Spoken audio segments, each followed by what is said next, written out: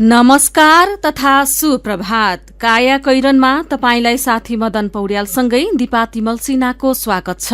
काया कैरन उज्यालो रेडियो नेटवर्कसँगै उज्यालो अनलाइन र मोबाइल एप्लिकेशनबाट एकसाथ प्रसारण भइरहेको छ। आज 2078 साल फागुन 22 गते आइतबार, फागुन शुक्ल पक्षको चतुर्थी तिथि, सन् 2022 मार्च 6 तारिक। काया कैरन सुरु गरौं मुख्य खबरका शीर्षकहरूबाट। भारतसँग सीमा जोडिएका पूर्वी क्षेत्रका 121 स्तम्भ गायब, खोजी गर्न सरकारलाई सुझाव दिइने, छिमेकी देशसँग सम्बन्ध सुधार गर्न र गठबन्धनलाई निरन्तरता दिन प्रधानमन्त्री देउवालाई चुनौती। युक्रेन र रुसको युद्धले बजारमा कृत्रिम अभाव, व्यवसायीले सामान लुकाउन थाले, उद्यमीले मूल्य बढाए। भिजिट भिसामा महिलाका लागि संविधान विपरीतका विभेदकारी अतिरिक्त शर्त राख्न सिफारिस। मेहनत र सिपले महिलाहरू स्वदेशमै आत्मनिर्भर बन्दै घर तथा भवन बनाउने पेसामा महिलालाई विश्वास गर्ने बढे। मर्नु मन लाग्थ्यो, मर्छु जस्तो लाग्थ्यो, फेरि छोराहरू सम्झिन्थ्यो अनि एकदम मर्नु हुँदैन, छोराहरूको लागि बाँच्नुपर्छ जस्तो हो। यो काममा लागिकन त म धेरै खुसी छु। रूस र अमेरिकाले पछिल्ला प्रतिबन्धबारे वार्तालाई निरन्तरता दिने, युक्रेनमा भएको आक्रमणको विरोध प्रदर्शन बढ्दो र आइएसएलमा अनन्तको डेब्यू, टोली 1-0 ले पराजित। इङ्ग्लिस प्रिमियर लिगमा चेल्सीले बर्नलेलाई 4-0 गोलले हरायो। काया कैरनमा अब खबरको सिलसिला। दुई देशबीचको सीमा केले छुट्याउँछ? प्रश्न छ, दुवै देशले आपसमा तय गरेको कुनै सीमा स्तम्भ वा नदी नालाले। भारतसँग जोडिएको नेपालको इलाम झापाको पाटापुर दुधेचौरीदेखि गौरीगंजको खजुरगाछीसम्म झण्डै 144 किलोमिटर खुला सिमानामा दुवै देशले आपसी सहमतिमा झण्डै 1000 सीमा स्तम्भ पिलर स्थापना गरेका थिए, तर तीमध्ये 121 स्तम्भ हराएका छन्। सशस्त्र प्रहरी बल नम्बर 2 हेडक्वार्टर झापाले गरेको खोजबिन अनुसार मुख्य, सहायक, सानो र रिफरेन्स गरी 995 वटा स्तम्भ हुनुपर्नेमा 121 वटा स्तम्भ फेला पार्न सकिएको छैन। सशस्त्र प्रहरी परीक्षक प्रदीप सिंह कार्कीले सीमा स्तम्भहरूको अवस्था बारे सरकारलाई रिपोर्टिङ गरिएको जानकारी दिनुभएको छ। स्रोत साधन र पर्याप्त जनशक्ति अभावले सुरक्षाको उपस्थिति बढाउन नसकिएको स्रोतले दावी गरेको छ। सीमा स्तम्भ हराएको बारे खोजी तथा मर्मतका लागि केन्द्र सरकारलाई सुझाव दिने तयारी भएको छ। यसैबीच सम्झौताको 4 वर्षपछि संसदीय अनुमोदन मार्फत एमसीसी परियोजना कार्यान्वयनको बाटो खोलेर अमेरिकाको विश्वास जित्न सफल भएका प्रधानमन्त्री शेरबहादुर देउवालाई एमसीसीकै कारण थप चिसिएको छिमेकी चीनसँगको सम्बन्ध सुधार गर्न चुनौती कडा भएको छ। देउवा सामु तोकिएकै समयमा स्थानीय तहको चुनाव गराउने र तीनै तहको चुनावसम्म सत्ता गठबन्धन जोगाउने चुनौती पनि छ। सत्तारूढ कांग्रेसका नेताहरू सन्तुलित परराष्ट्र नीतिका साथ सत्ता सहयात्री दलहरूको राजनीतिक एजेण्डा सम्बोधन गरेर अघि बढ्न भने देउवाका लागि कठिन देखिएको बताउँछन्। चीन र भारतसँग सम्बन्ध बिग्रिएकी अवस्थामा गएको असार 29 गते देउवा प्रधानमन्त्री बन्नु भएको थियो। सत्ताको नेतृत्वमा पुगेपछि देउवाले भारतसँगको सम्बन्ध सुधारमा प्राथमिकता दिँदा चीनप्रति उति चासो राख्नु भएन। भारतका लागि रिक्त राजदूत पठाउन हतारो गरेका उहाँले चीनका लागि राजदूत सिफारिस पनि गर्नुभएको छैन। चीनका लागि राजदूत माओवादी कोटामा राखिएको एक नेताले बताएका छन्। एमसीसी सम्झौतालाई संसदबाट अनुमोदन गराउने सवालमा सत्ता गठबन्धन दलभित्रै ध्रुवीकरण देखिएका बेला अमेरिका र चीनले मैदानमै उत्रेर चासो प्रकट गरेका थिए। कांग्रेस नेताहरूका अनुसार त्यसअघि चीन र नेपाल बीचको सीमा विवादले सम्बन्धमा गडबडी भएको थियो। देउवाले एमसीसी सम्झौता अनुमोदनपछि अमेरिकाको विश्वास जिते पनि भारत र चीनसँग सम्बन्ध अझै सुमधुर हुन सकेको छैन। कान्तिपुर दैनिकले खबर छापेको छ। नेपाल कम्युनिष्ट पार्टी माओवादी केन्द्रको 8औं महाधिवेशन सम्पन्न भएको 2 महिना बितिसक्दा पनि अध्यक्ष बाहेक पदाधिकारी चयन हुन सकिरहेको छैन। अस्ति शुक्रबारदेखि सुरु भएको केन्द्रीय कमिटिको बैठक एक दिन स्थगित गरेर माओवादीका अध्यक्ष पुष्पकमल दाहाल प्रचण्ड पदाधिकारी चयन गर्न नेताहरूसँग आन्तरिक छलफलमा जुट्नु भएको छ। एमसीसी सम्झौता संसदबाट व्याख्यात्मक घोषणासहित पारित भएपछि नेता नारायण काजी श्रेष्ठ असन्तुष्ट बन्दै आउनु भएको थियो। जारी केन्द्रीय कमिटिको बैठकबाट प्रचण्डले पदाधिकारीको टुङ्गो लगाउन चाहनु भएको छ। पार्टीभित्र एमसीसीको विवादका कारण बोलाइएको केन्द्रीय कमिटिको बैठक समेत सारिएको थियो। यसरी एकातिर पार्टीभित्र पदाधिकारीका आकांक्षी नेताहरूको व्यवस्थापन पेचिलो भएसँगै पदाधिकारी चयनको काम प्रभावित हुँदै आएको छ।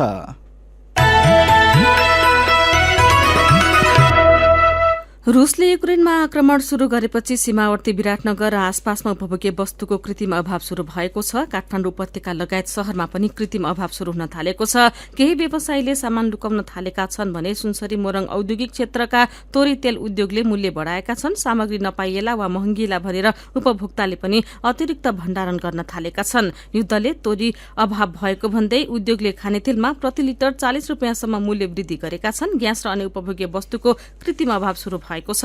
नेपाल आउने सूर्यमुखी तेलको ग्रोड सबैभन्दा बढी युक्रेनबाट नै आउँछ। केही प्रतिशत मात्र रुस र अस्ट्रेलियाबाट आउँछ। युक्रेनमा अन्य देशमा भन्दा तोरी, भटमास र सूर्यमुखीको तेल सस्तो हुन्छ।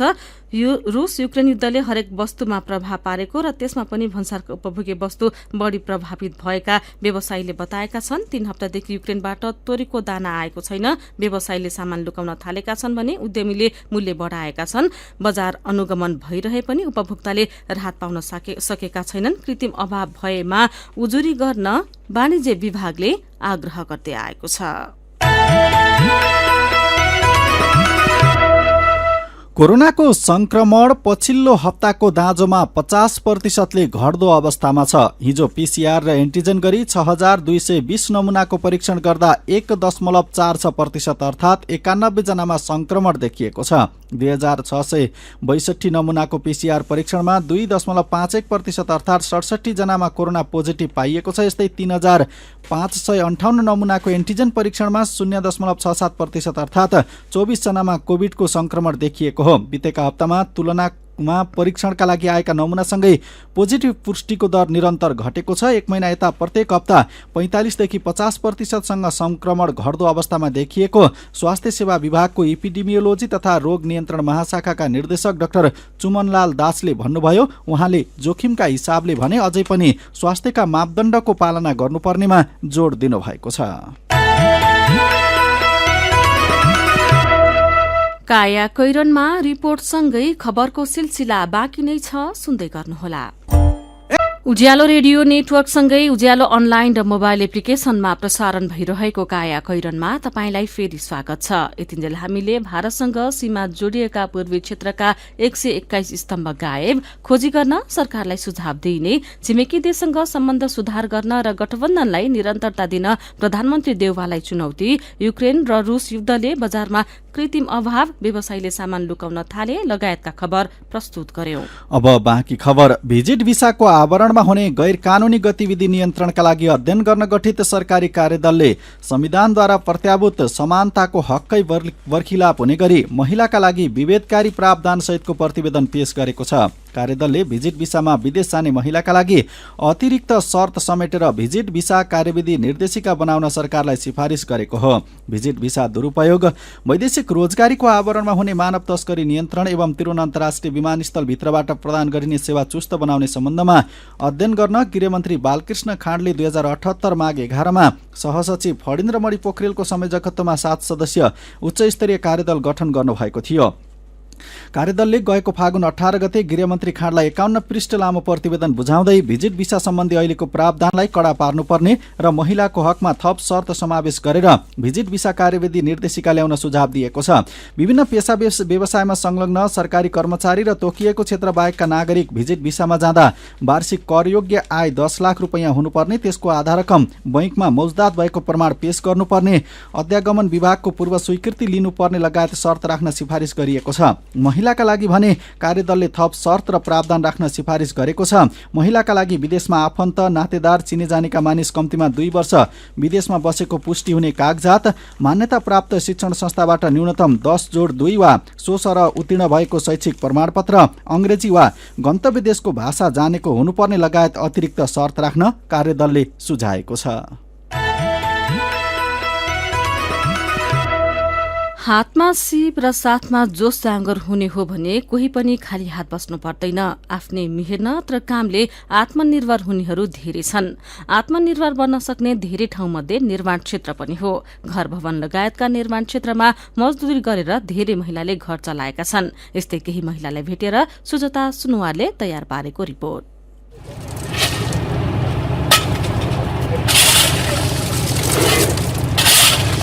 काठमाडौँको कागेश्वरी मनोहरा नगरपालिका वडा नम्बर 6 को खुल्ला ठाउँमा गिटी र बालुवाको छुट्टा छुट्टै थुप्रा छन्।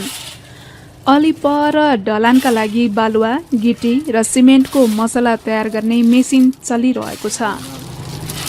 उदयपुरको उदयपुरगढी गाउँपालिका वडा नम्बर 3 की सुनिता राई धमाधम बालुवा र गिटी उठाएर मेसिनसम्म पुर्याइरहनु भएको छ। काम गर्दा शारीरिक रूपमा केही कठिनाई भए पनि एक्लो ज्यानले पनि घर खर्च चलाउन र छोराछोरी पढाउन सक्छु भन्ने आत्मविश्वास उहाँमा छ। काखे छोरो छोडेर श्रीमानले अर्कै विवाह गरेपछि कसरी गुजारा गरौँला भनेर आत्तिएर गरुङ्गो भएको मन अहिले भने केही हलुङ्गो भएको छ। सानो छोरो अहिले 12 वर्ष लाग्यो। 7 महिनाको हुँदाखेरि छोडेर हिँड्नु भएको। अनि त्यस बेला त मलाई धेरै आदेश लागेको थियो, म के गरी गर्नु होला जस्तो लाग्थ्यो। अनि कहिले त मर्नु मन लाग्थ्यो, मर्छु जस्तो लाग्थ्यो। फेरि छोराहरू सम्झिन्थेँ, अनि एकदम मर्नु हुँदैन, छोराहरूको लागि बाँच्नुपर्छ जस्तो हुन्थ्यो। अनि त्यो सम्झेर अहिले त यो काममा लागिकन त म धेरै खुसी छु। काठमाडौँको गौशालामा बस्दै आउनुभएकी सुनिता बिहान 9 बजेदेखि बेलुकी 6 बजेसम्म यही काममा व्यस्त रहनुहुन्छ अनि बेलुकी 1000 रुपैयाँ लिएर घर फर्कनुहुन्छ। यसै गरी कमाएको रकमले घर खर्च टार्दै 2 छोरालाई पढाइरहनु भएको छ। 5 वर्ष यता यसै गरी उहाँको दैनिकी व्यस्त बनेकोले मानसिक तनाव समेत नभएको सुनिताले बताउनुभयो। व्यस्तता पनि बढेर गयो। काममा गएपछि म यसै गर्छु, साथीभाइहरूसँग रमाउँछु, हिँड्छु, म यसरी खर्च टारिहाल्छु। मलाई के को जस्तो हुने, टेन्सनको फिल नहुने। घरमा बस्यो भने त्यो के सोचे अब साइडमा आयो भने त उसले के भन्ने त्यतिकै रमाइलोमै दिन जान्छ। काठमाडौँको पेप्सी कोलामा बस्दै आउनुभएकी माया नेपाली पनि 1 वर्ष यता डकर्मीकै काममा व्यस्त हुनुहुन्छ। काम सकेर घर पुग्दा कहिलेकाहीँ त रातको 9 पनि बज्छ।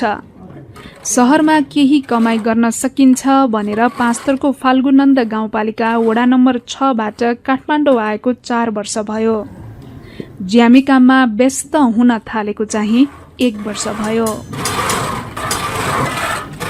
काम गर्नुभन्दा अगाडि मेरो यस्तो थियो, मेरो घरमा चाहिँ मेरो बाबा हुनुहुन्न, बित्नु भएको थियो। अनि त्योभन्दा पहिला चाहिँ हाम्रो अब घर पनि गाउँमा थिएन। अनि चाहिँ सहिले चाहिँ घर पनि बनाएको छ, अनि जग्गा पनि अलिअलि छ, अलिअलि जोडेको छ। पहिला हेरी त धेरै काम गरेपछि धेरै नै केही भएको जस्तो लाग्छ। माया र सुनितालाई मात्रै होइन, काठमाडौँको सिना मङ्गलमा बस्दै आउनुभएकी दमला तामाङलाई पनि यो काम गर्न थालेपछि पारिवारिक खर्च टार्न सजिलो भएको छ। दोलखाको तामाकोशी गाउँपालिका वडा नम्बर 2 घर भएकी दमलालाई यो व्यस्तताले खुसी समेत मिलेको छ। अहिलेको व्यस्त धेरै राम्रो, खानालाई बच्चाहरूलाई पढाउनलाई ठिकै छ। घरमा बस्ने भने खर्चको कमी हुन्छ, काममा हिँड्यो भने आफ्नो खर्चहरू यताउता गर्न पायो, घरमा बच्चाहरूलाई पनि यसो सही पैसा दिन पायो, त्यही हो खुसी। विदुर नगरपालिका वडा नम्बर 13 नुवाकोटकी सबिना तामाङलाई पनि ज्यामी कामले निकै व्यस्त बनाएको छ। पहिले बुढा बाआमाबाट टाढिएर बस्दा एक्लोपनले तनाव हुन्थ्यो, तर यो काम गर्न थालेपछि भने दिन गएको पत्तै नहुने सबिना बताउनुहुन्छ। आफूले काम गरेपछि आफूलाई जस्तो लाउन मन लाग्छ होइन, आफ्नो खुसी। अनि आफूलाई कस्तो खानु मन लाग्छ त्यही लिएर बनाएर खानु चाहिँ त्यतिमा सजिलो छ। 2072 सालको भूकम्पपछि भवन तथा घर बनाउने काममा महिला श्रमिकको सहभागिता बढेको छ। मेहनतका साथ काम गर्ने भएकाले महिलालाई विश्वास गर्नेको संख्या पनि थपिँदो छ। यही काम गरेर कति महिला ज्यामीबाट मिस्त्री र मिस्त्रीबाट ठेकेदार समेत भइसकेका छन्।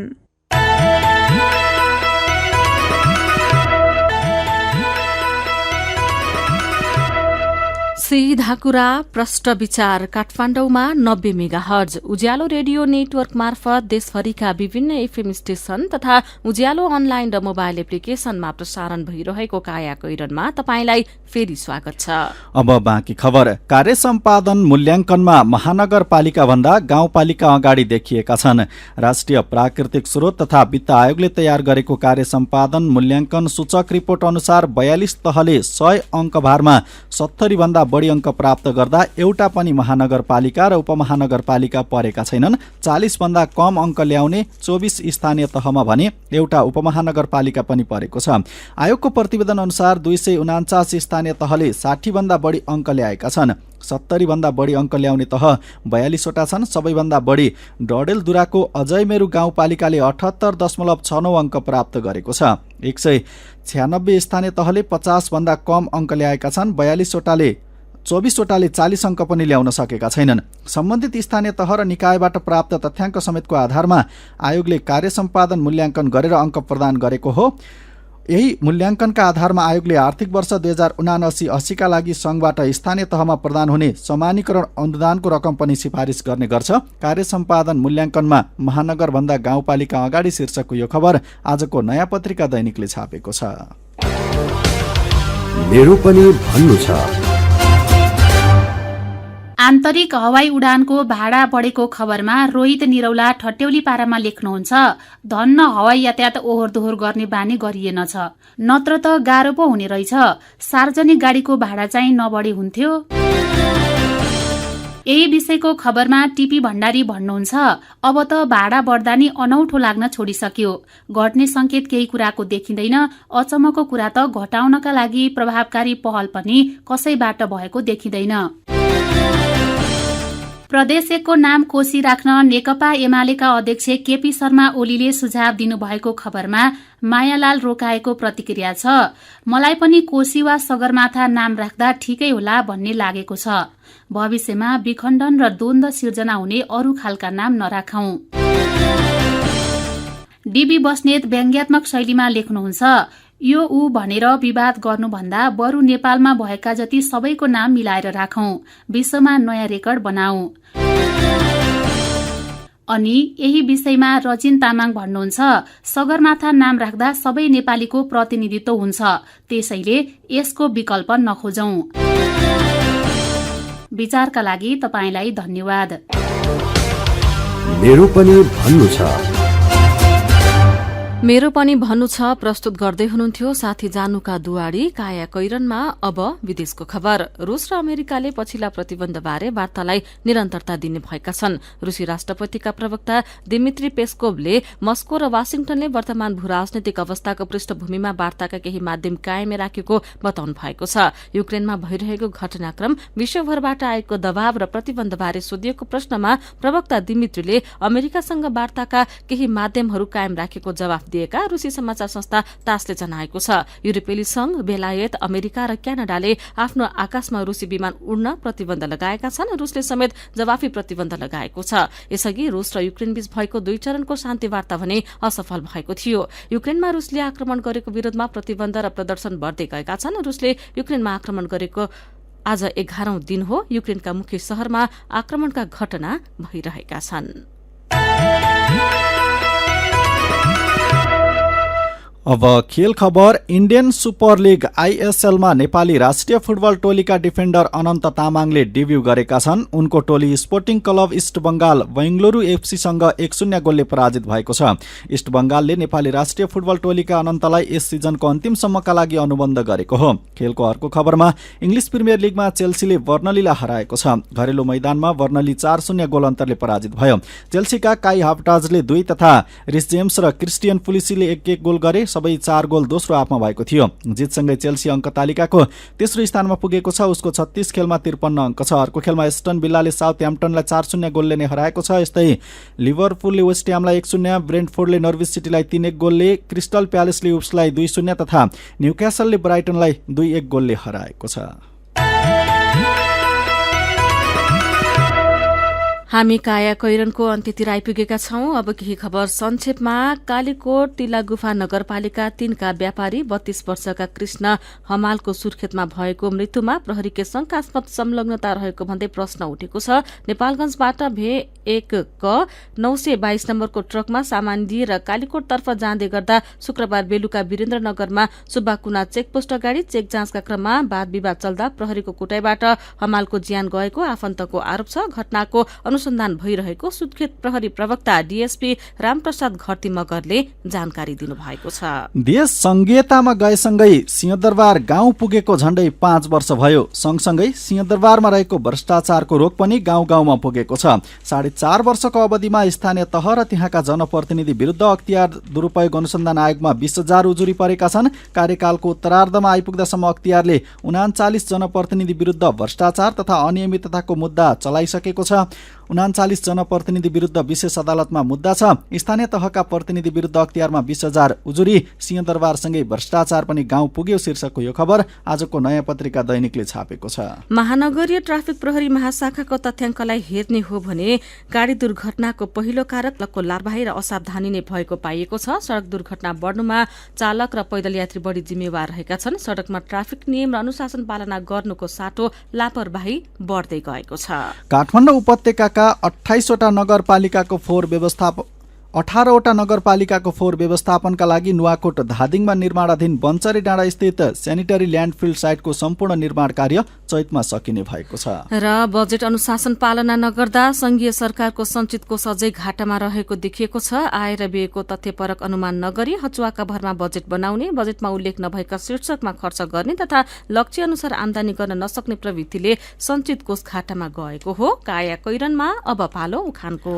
धर्म कर्म डाँडामा चामल हाल्नु भाँडामा। उज्यालो रेडियो नेटवर्कबाट प्रसारण भइरहेको काया कैरन सक्नु अघि मुख्य खबर फेरि एकपटक। भारतसँग सीमा जोडिएका पूर्वी क्षेत्रका 121 स्तम्भ गायब, खोजी गर्न सरकारलाई सुझाव दिइने, छिमेकी देशसँग सम्बन्ध सुधार गर्न र गठबन्धनलाई निरन्तरता दिन प्रधानमन्त्री देउबालाई चुनौती। युक्रेन रुस युद्धले बजारमा कृत्रिम अभाव, व्यवसायीले सामान लुकाउन थाले, उद्यमीले मूल्य बढाए। भिजिट भिसामा महिलाका लागि संविधान विपरीत विभेदकारी अतिरिक्त शर्त राख्न सिफारिस। मेहनत र सिपले महिलाहरू स्वदेशमै आत्मनिर्भर बन्दै घर तथा भवन बनाउने पेसामा महिलालाई विश्वास गर्ने बढे। रुस र अमेरिकाले पछिल्ला प्रतिबन्धबारे वार्तालाई निरन्तरता दिने, युक्रेनमा भएको आक्रमणको विरोधमा विरोध प्रदर्शन बढ्यो। र आइएसएलमा अनन्तको डेब्यू, टोली 1-0ले पराजित। इङ्ग्लिस प्रिमियर लिगमा चेल्सीले बर्नलीलाई 4-0 गोलले हरायो।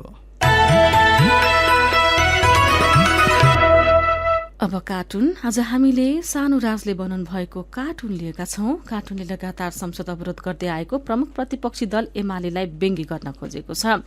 यहाँ एमाले अध्यक्ष केपी शर्मा ओली जस्ता देखिने व्यक्ति छन्। उनलाई पत्रकारले माइक तेर्साउँदै संसदीय पद्धतिप्रति तपाईको पार्टीको प्रतिबद्धता के छ भनेर सोधेका छन्। अनि जवाफमा ओली भन्दैछन्, एकदम सरकारमा भए विघटन, प्रतिपक्षमा हुँदा अवरोध। आजको काया कैरन सकिएको छ। काया कैरनबाट प्राविधिक साथी प्रवीण श्रेष्ठसँगै हामी पनि बिदा माग्छौं। काया कैरन सुन्नुभएकोमा तपाईलाई धन्यवाद। उज्यालो मोबाइल र अनलाइनमा प्रसारण भइरहेका रेडियो र अनलाइनका सामग्री भाइबरमा पनि उपलब्ध छन्। कोरोना विरुद्धको खोप लगाए पनि घर बाहिर निस्कने बेलामा मास्क लगाउन नबिर्सौं। नमस्कार।